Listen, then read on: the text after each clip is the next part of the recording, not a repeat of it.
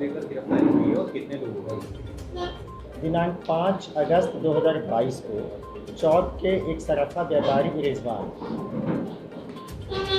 जिनकी यहाँ पे सराफे में इनकी सोने चांदी की दुकान थी, दिनांक 6/8/2022 को इनकी स्कूटी एक्टिवा, इनका फ़ोन और संबंधित अन्य सामग्री, ये जो काकोरी का आरोबी है, आरोबी का माने रेलवे ओवरब्रिज, उस पर इनको लावारिस हालत में पाया गया और 5/8 को ये घर से बिना बताए कहीं चले गए।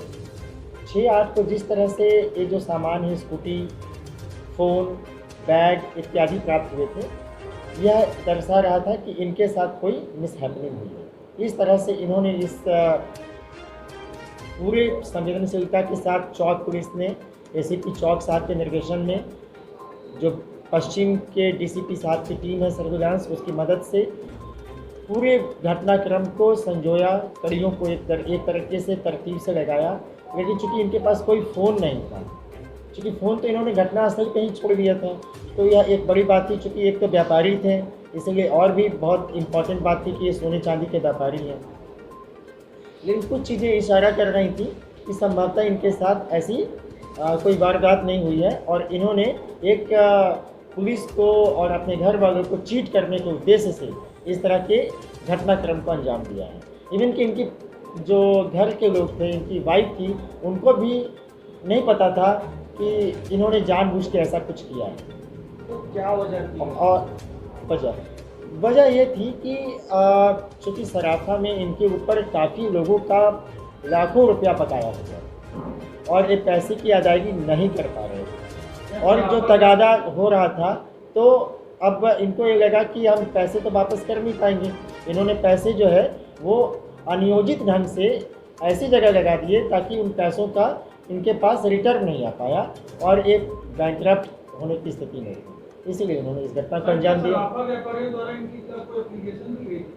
एप्लीकेशन दी गई है, उसकी जांच हो रही है। क्या कार्रवाई है?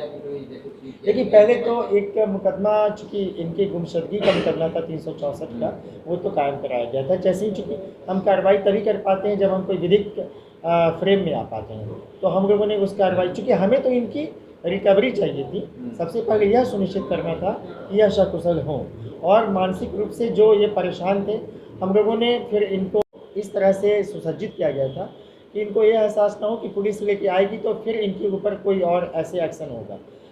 जो एक्शन होगा वो तो विधिक कार्रवाई में होगा, लेकिन बात यह है कि सबसे पहले वो व्यक्ति जिसने कि इस तरह की घटना को अंजाम देने के लिए ऐसा नाटकीय घटनाक्रम की रचना की है, वो किसी मानसिक भावावेश में कुछ और भी कर सकता था।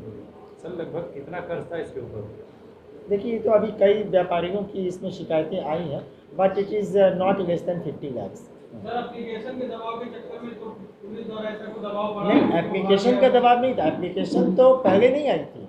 ये जब इन्होंने अपने स्कूटी को, बैग को, फ़ोन को वहाँ पे छोड़ के काकोरी के पास चले गए थे, उसके बाद जब मुकदमा गुमशुदगी का इनके परिजनों की ओर से कायम हुआ, तत्पश्चात इनके विरुद्ध कुछ शिकायतें प्राप्त हुई थी।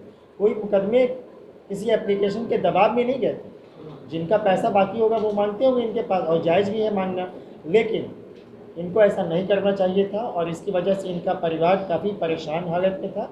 और मैं एसीपी चौक साहब और उनकी टीम, इंस्पेक्टर चौक को बधाई देना चाहूँगा कि इन्होंने इस व्यक्ति को सकुशल बरामद किया। सर, अभी तक जो एप्लीकेशनें आई हैं बाकी का पैसा, तो क्या इस पर कार्रवाई होगी? कैसे क्या? देखिए, जिसका पैसा बाकी होगा और जो यदि वो अपनी एप्लीकेशन दिए हैं, सबसे पहले तो सुनिश्चित किया जाएगा कि वो वाकई में एप्लीकेशन वो जस्टिफाइड है कि नहीं है, ठीक है ना। और यदि है भी तो कुछ ना कुछ तो अकाउंट मेंटेन किया होगा उन्होंने, वो अकाउंट मेंटेन कर इसकी जांच की जाएगी और सक्षम स्तर से जांच की जाएगी और यह इन दोनों के बीच का प्रकरण है। यदि जो भी ऐसा आएगा वो विधि के दायरे में निश्चित तौर पे समुचित कार्रवाई की जाएगी। सर, अभी क्या उनको परिवार वालों को सौंपा जाएगा क्या है? देखिए, ये सारी प्रक्रियाएं, चूँकि अभी हम जो भी मुकदमे के बाद विवेचना करते हैं वो कोर्ट के अधीन करते हैं। माननीय को अभी तो इनको कोर्ट के समक्ष प्रस्तुत किया जाएगा, ठीक है।